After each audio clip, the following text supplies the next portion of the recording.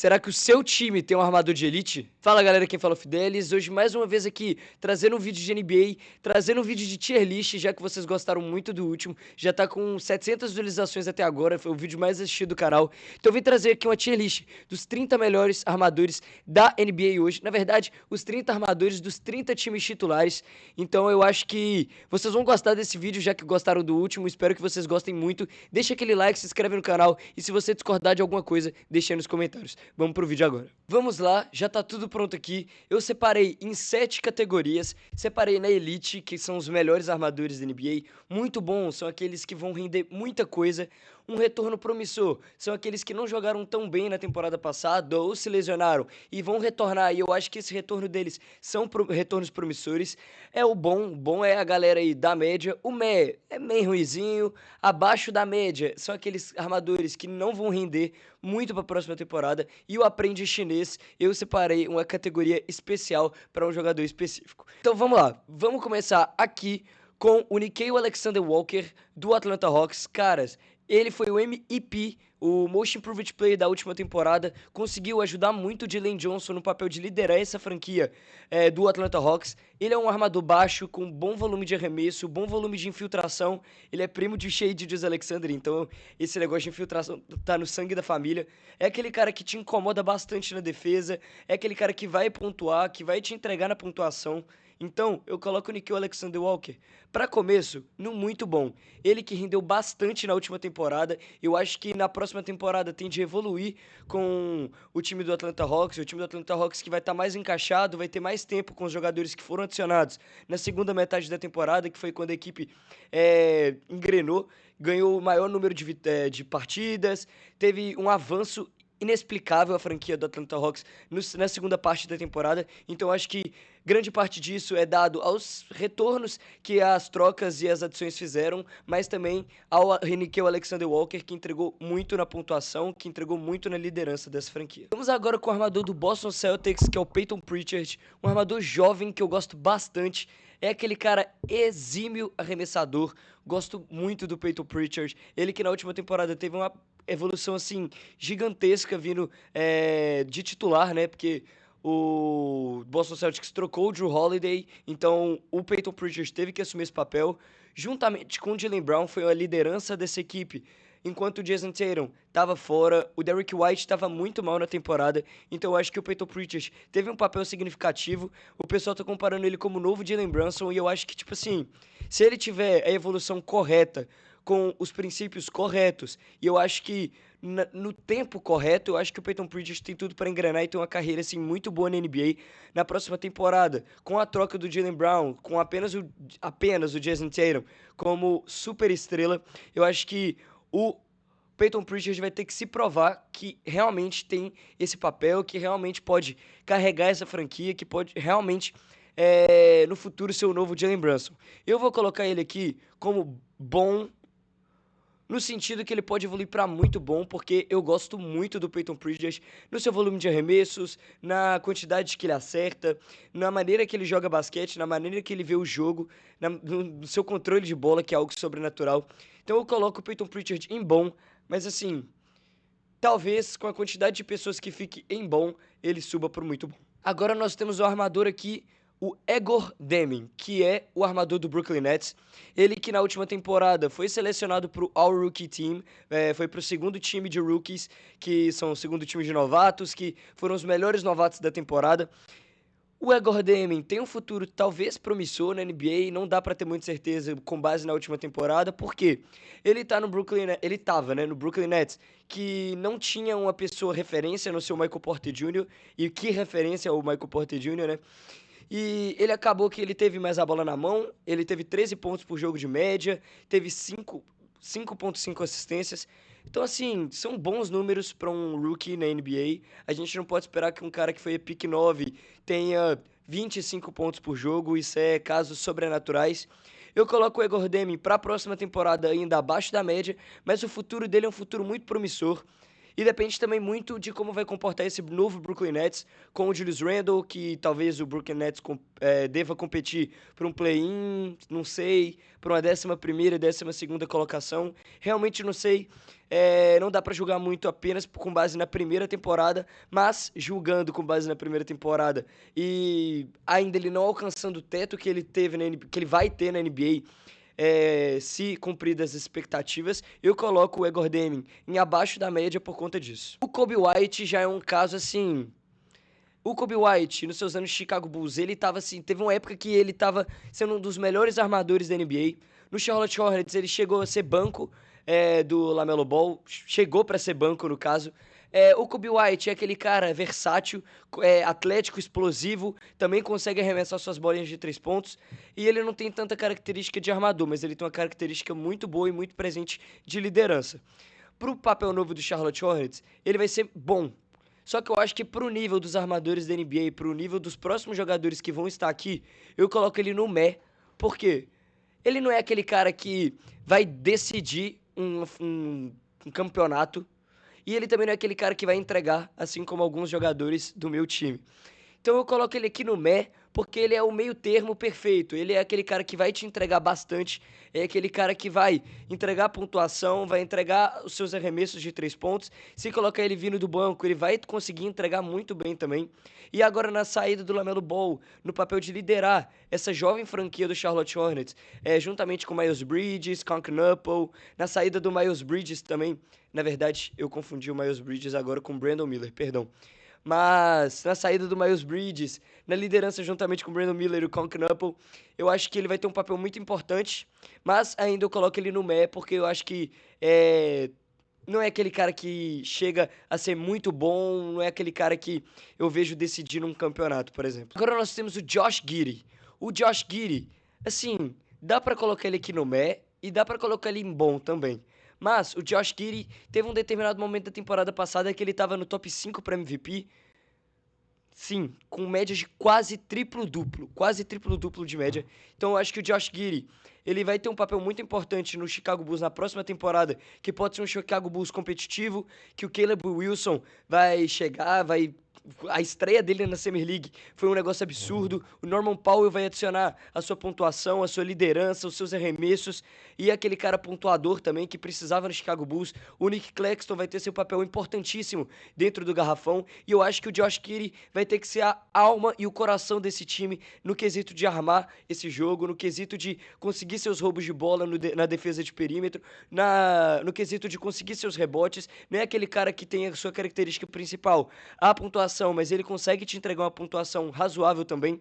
Eu coloco o Josh Giddey para a próxima temporada, assim, visando que o Chicago Bulls irá competir, visando que o Chicago Bulls tem teto para competição. Eu acho que muito disso passa pelo Josh Giddey, pelo papel que o Josh Giddey tem. Ele que nos seus tempos de Oklahoma City Thunder foi importantíssimo também. Então eu coloco o Josh Giddey em bom, mas ainda atrás do Peyton Pritchard, por conta de... Eu talvez coloque ele aqui no meh, mas eu acho que pelo papel que ele vai ter para a próxima temporada, nesse novo Chicago Bulls, ele vai ser o coração e a alma desse time no quesito de armação. James Harden é um papel totalmente diferente. O James Harden, ele tem um contrato terrível, não entregou nos playoffs. É claro que ele na temporada regular vai te entregar, mas eu acho que muito por conta do contrato e também do que ele atuou na pós-temporada na temporada passada, eu não acho que ele seja o fator decisivo para o Cleveland conseguir uma vaga nos playoffs. É claro que ele é um jogador que vai te entregar, assim, uns 20 pontinhos numa noite, mas eu acho que se o Cleveland disputar alguma coisa na próxima temporada, muito vai passar pela mão do Donovan Mitchell, do Evan Mobley e do Jarrett Allen.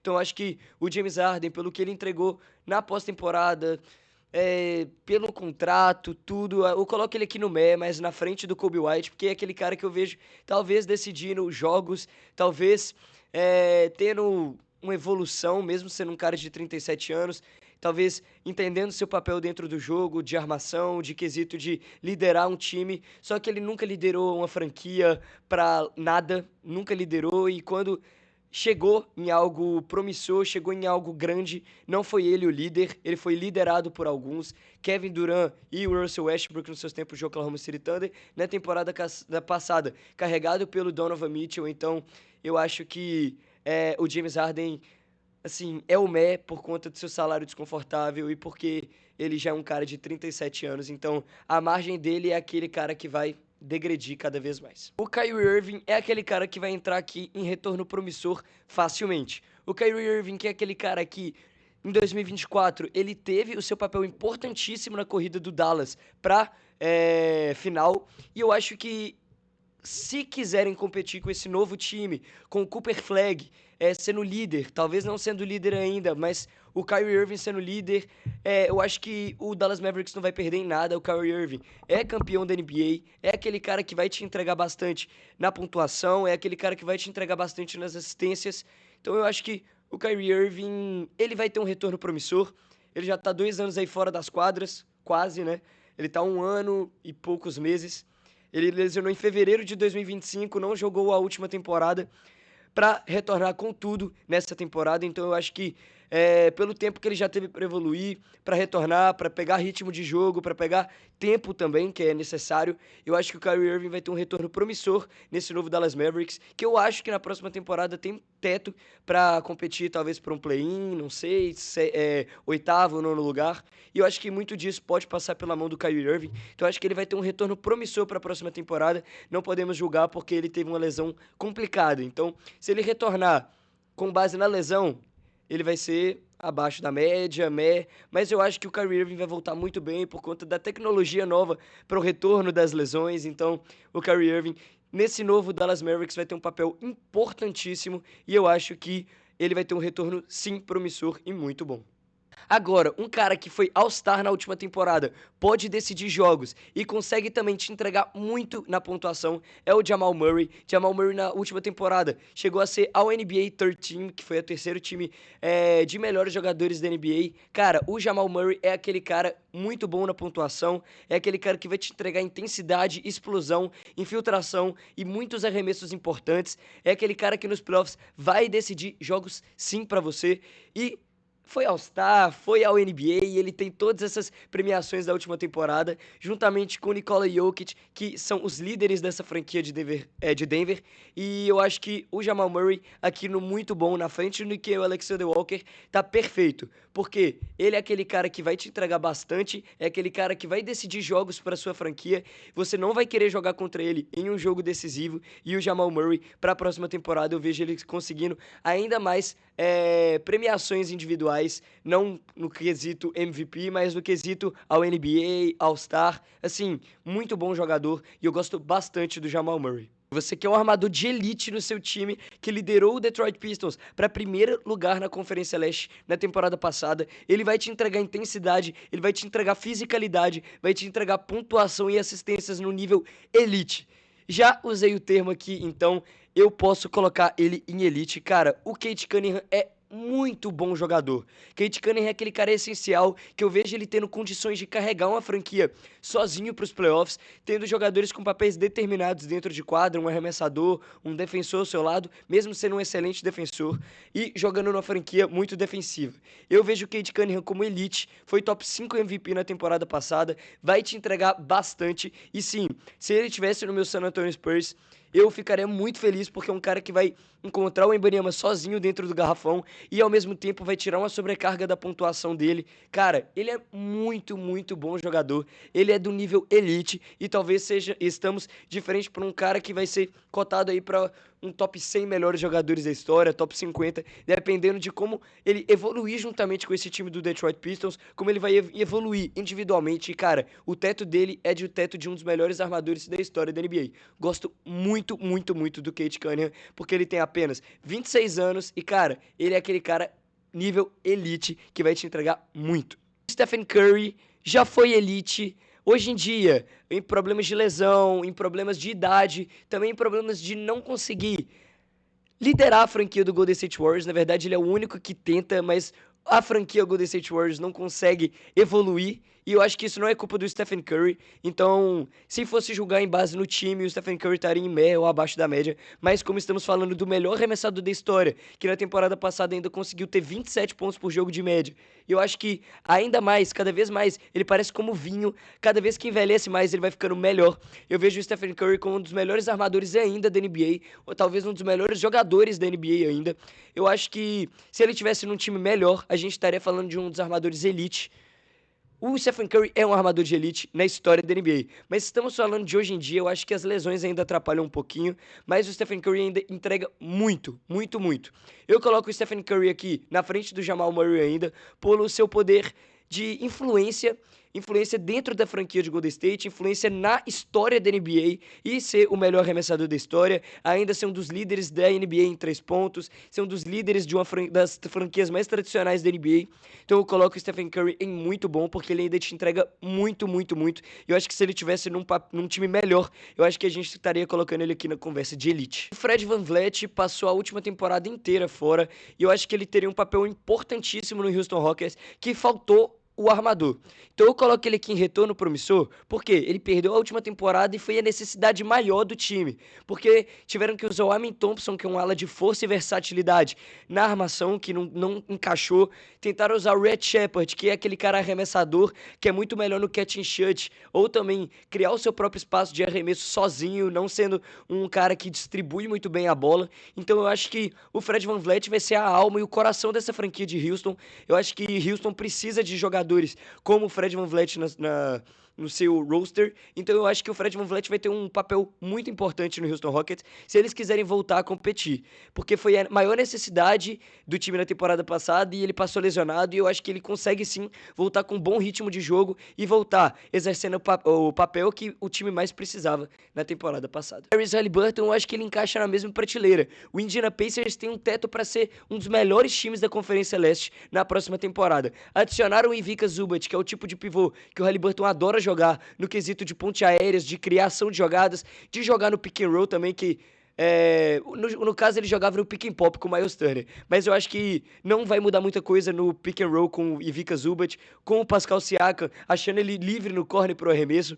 E eu acho que o Tyrese Haliburton ainda é jovem, teve um tempo de recuperação difícil, mas eu acho que ele foi tratado do melhor jeito e eu acho que ele pode voltar muito bem. A gente vê imagens do treino que ele recuperou, conseguiu enterrar após 4 meses da lesão. É uma das lesões mais complicadas, sim, do corpo humano, mas ele conseguiu voltar muito bem, pelo menos nos treinos, e eu acho que no jogo não vai ser diferente. Ele vai ser um dos líderes, talvez de uma das melhores franquias da NBA, talvez conseguir liderar novamente esse Indiana Pacers por uma final até o final de sua carreira. E eu acho que se o Indiana Pacers quiser competir na próxima temporada, a bola tem sim que estar na mão do Tyrese Haliburton, assim, dependendo da sua condição física. Mas se ele tiver uma boa condição física, e eu acho que ele vai estar, ele encaixa aqui no retorno promissor na frente do Kyrie Irving ainda. Agora, o Darius Garland é um caso parecido com o James Harden, é um salário desconfortável, não entrega muito na pós-temporada.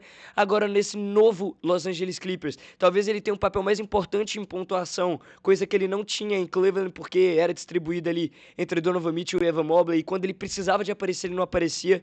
Então eu coloco ele aqui em atrás do James Harden, por tudo que o James Harden já fez na história da NBA. Eu acho que o Darius Garland ainda fica atrás dele, mas o Darius Garland ele tem um salário desconfortável, não é aquele cara que entrega muito bem em pós-temporada, então depende muito de como ele vai jogar na próxima temporada para eu basear numa régua nível NBA. Mas tudo que ele jogou na temporada passada, de tudo que ele já entregou na carreira da NBA em quesito de pipocagem, eu acho que o aqui no meio, entre James Harden e Kobe White, é a posição perfeita para ele. O Luka Doncic eu não preciso falar nada, né? Um dos melhores armadores da história já, conseguiu liderar uma franquia sozinho. Na próxima temporada, não, sozinho não, né? Teve Kyrie Irving. Mas na próxima temporada ele vai ter um timaço que joga para ele, então é aquele time que vai jogar totalmente independente do Luka Doncic. Então eu acho que ele tem cada vez mais a evoluir. Ele tem apenas 28 anos de idade, então, cara, que jogadoraço é Luka Doncic. Ele consegue entregar arremesso, ele consegue entregar armação, ele consegue entregar a mentalidade de... Não é mentalidade de vencedor, mas se ele entra no jogo com a mentalidade de vencedor, não tem ninguém que para. O espírito dele de vingança contra a franquia de Dallas foi algo que deu pra provar um pouco disso. Então eu acho que ele é elite, ainda é melhor que Kate Cunningham. Só vejo poucos armadores acima dele ainda na NBA hoje, e talvez na história da NBA também eu vejo poucos armadores acima dele. Eu acho que pro Luka Doncic entrar, assim, como melhores armadores da história da NBA, realmente ele precisa de um título e se provar realmente na liga.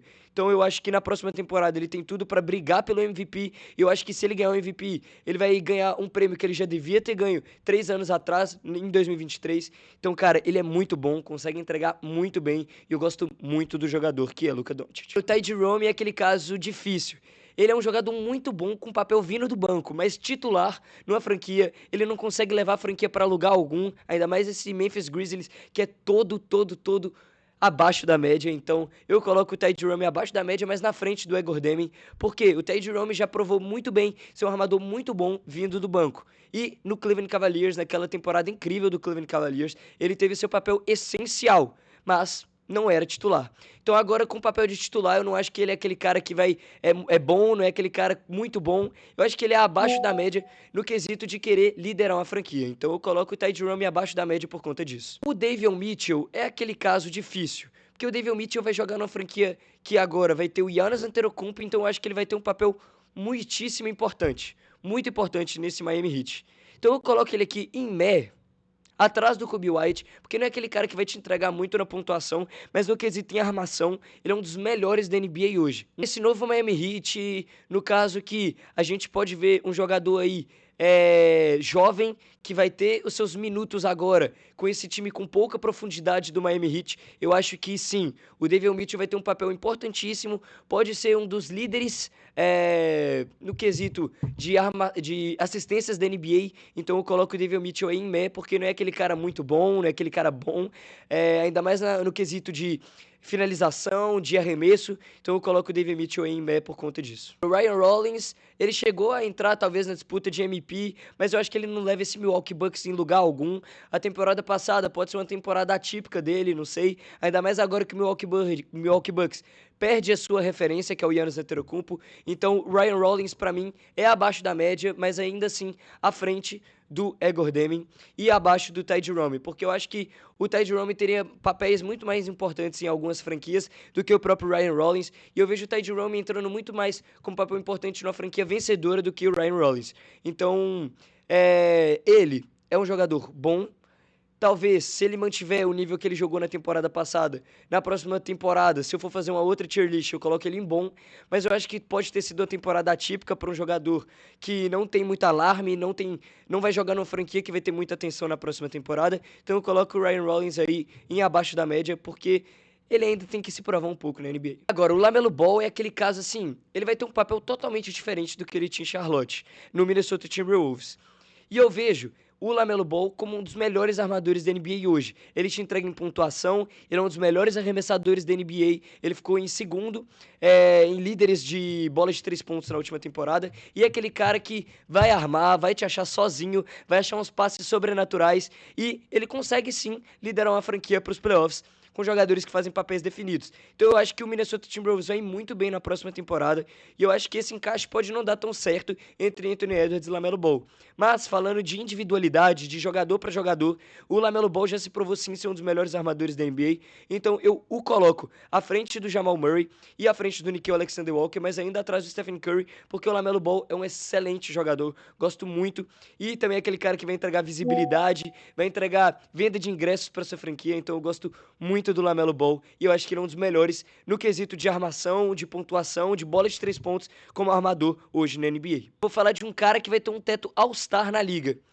Talvez não na próxima temporada, talvez não que 2 temporadas, mas eu acho que em algum momento da sua carreira ele vai ser All-Star e vai ter um papel muito importante no New Orleans Pelicans. Eu tô falando do Jeremiah Fears, que foi um dos melhores rookies na temporada passada. Eu ainda o coloco abaixo da média por não ser aquele cara decisivo, que não vai definir muita coisa, mas o Jeremiah Fears é um excelente jogador, gosto muito dele. Os jogos que eu assisti do New Orleans Pelicans na temporada passada ele amassou no quesito de armação, de pontuação. Então é um cara que no futuro vai ter um teto assim, excelente, de que muitos jogadores não alcançam, mas eu acho que para a próxima temporada não vai ser aquele armador que vai entregar muita coisa em pontuação, não vai liderar o New Orleans Pelicans a lugar algum, mas vai ter uma evolução significativa. Mas eu não acho que para ser um meh ou para ser um jogador bom, eu acho que ele ainda é abaixo da média para uma franquia vencedora. O Jalen Brunson é o atual campeão da NBA, é o atual Finals MVP, lidera essa franquia de Nova York, que é uma franquia com um mercado muito extenso. Gosto muito do jogador que ele é, mesmo tendo pouca estatura. É um dos melhores armadores em infiltração na NBA, um dos melhores armadores na pontuação do mid-range e de 3 pontos. Então ele pontua nos 3 níveis, dos 3 níveis da quadra, em uma atuação nível elite. Então eu gosto muito do Jalen Brunson, ganhou a final pra cima do meu San Antonio Spurs. Eu o coloco para a próxima temporada ainda à frente do Cade Cunningham, mesmo achando que o teto do Cade Cunningham pode ser maior que o Jalen Brunson, não sei. Mas o Jalen Brunson para a próxima temporada, ele é sim um dos melhores armadores da NBA, se não o melhor, tirando o Shai Gilgeous-Alexander, que é o próximo da lista. Mas aí eu tô falando aqui do Jalen Brunson. Então eu gosto muito dele porque ele tem um quesito de liderança absurdo, liderou o New York Knicks após 53 anos a um título novamente, liderou a franquia de Nova York há 27 anos depois da última final para uma final novamente. Então, cara, gosto muito do armador que ele é, do jogador que ele é, do jeito que ele pontua, na leveza que ele joga, mesmo com tão pouca estatura. Então, pra mim, ele é o terceiro melhor armador para a próxima temporada. Falando em Shai Gilgeous-Alexander, aqui está ele. O Shai, ele é o atual MVP, ele defende muito bem, é aquele cara que é o two-way elite, consegue pontuar muito bem nos 3 níveis da quadra, é o vice-líder de drives por jogo. Tem aquele lance de que, ele cava muita falta, mas ele usa a regra a favor dele. O Oklahoma City Thunder, pra mim, vai brigar por título da NBA nas próximas 5, 6 temporadas, e eu acho que muito disso vai passar na mão do Shai Gilgeous-Alexander, que pra mim já é top 5, top 6 maiores armadores de todos os tempos, e talvez já aí top 25, top 20 maiores jogadores da história da NBA. Pra próxima temporada, eu não vejo ele caindo de produção, eu vejo ele talvez aumentando ainda mais o seu nível. Então o Shai Gilgeous-Alexander pra mim é o melhor armador da NBA para a próxima temporada, e aqui a gente fecha o nível elite pra mim, que são os 4 armadores de elite para a próxima temporada. Jalen Suggs era aquele cara que tinha tudo pra ser muito bom, era aquele cara com um potencial absurdo, que veio do college com um potencial muito, muito bom na NBA, foi uma escolha altíssima de loteria, mas eu acho que dentro do Orlando Magic ele tem um papel importantíssimo na defesa e na armação, mas eu não acho que ele é aquele cara que vai decidir alguma coisa, que teria um papel muito, muito, muito, muito importante em uma franquia vencedora. Talvez ele seria banco aí em times como San Antonio Spurs, Oklahoma, New York Knicks. Então eu acho que ele é meh pra mim ele é meh, à frente do Davion Mitchell. Ele é um jogador bom sim, eu gosto do Jalen Suggs, mas eu não acho que ele é tudo isso pra colocar numa prateleira de bom ou talvez muito bom. Assim, ele é a média, ele é literalmente a média, um jogador que tem muitos problemas de lesão, mas quando joga, joga bem.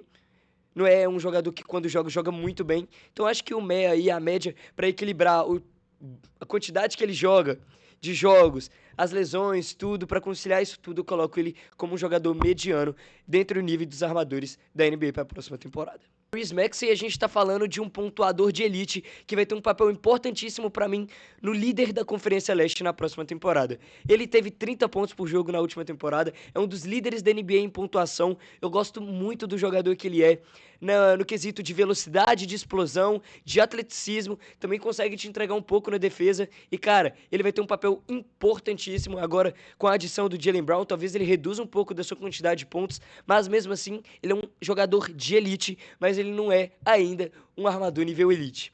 Ele tem teto, assim, para ser um armador nível elite, mas eu ainda coloco como o melhor jogador até então do muito bom. Cara, sim, o que falar do Tyrese Maxey? Ele foi um dos líderes do time que eliminou o Boston Celtics na última temporada, teve quase 30 pontos por jogo de média. Ele é muito atlético, muito explosivo, é um cara muito veloz também, tem uma velocidade assim fora do comum, uma pontuação fora do comum, e eu gosto muito do jogador que ele é. Então eu coloco o Tyrese Maxey aí como o melhor jogador dos muito bons, porque ele sim, na próxima temporada, acho que talvez ele possa entrar na discussão até para ser um armador de elite. Agora, o Jalen Green, ele é aquele cara que tem tudo pra ser média, mas eu acho que o talento dele é pra ser um jogador bom. Ele é um talento pra ser um jogador bom. E ainda mais nesse novo Phoenix Suns, que eu acho que tem potencial sim pra disputar algumas coisinhas na próxima temporada, talvez uma vaga direta pros playoffs, com as adições que fizeram, que foram certeiras e muito boas. Eu acho que o Jalen Green vai ser um armador bom. Talvez seja o pior aqui do nível bom, mas nos seus tempos de Houston Rockets, ele era um armador promissor ainda, ele é muito jovem, e eu acho que para esse novo Phoenix Suns ele vai ter um papel muito importante.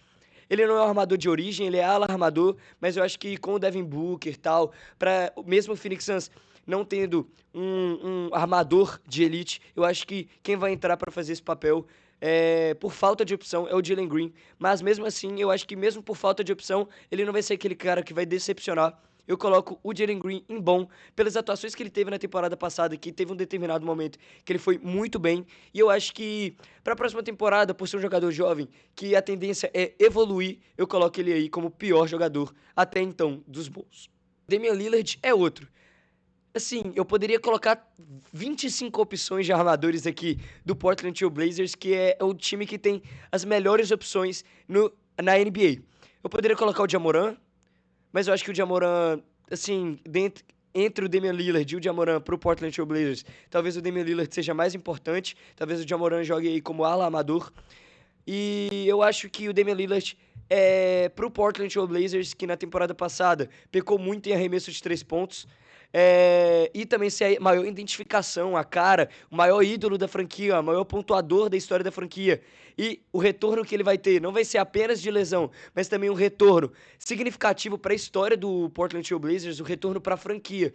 De onde ele começou e passou 12 anos de sua carreira, eu acho que o Damian Lillard vai ter um retorno promissor melhor que o Fred VanVleet e que o Kyrie Irving, porque o Portland Trail Blazers já disputou por playoffs, não foi direto, mas foi a 8ª equipe na classificação para os play-ins.